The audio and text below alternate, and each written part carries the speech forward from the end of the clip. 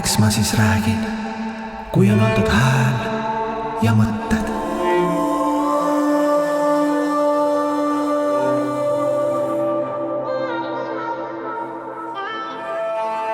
Ma elan armastades ning andestades endale, nii kordan jälle ja jälle. Jumal on hinge püüdlustes valguse poole, kuigi endale see pidev kukkumine on vahel juba naeruväärne.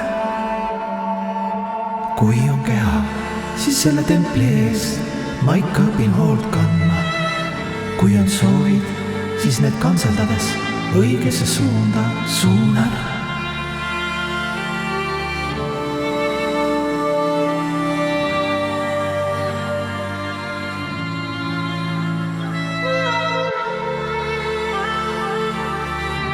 Asetan kõik tarkused südamesse ritta ja kordan seni, kuni neist saab spontaanne, loomulik ekstaas.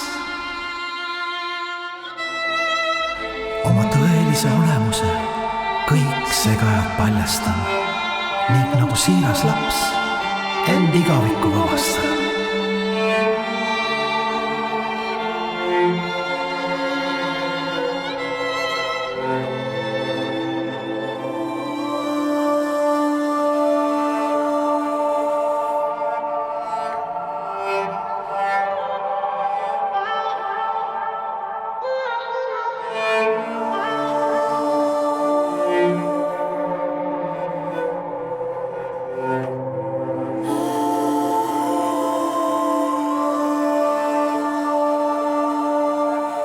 Kõik kordub, aga samas pole ükski sekund päris sama.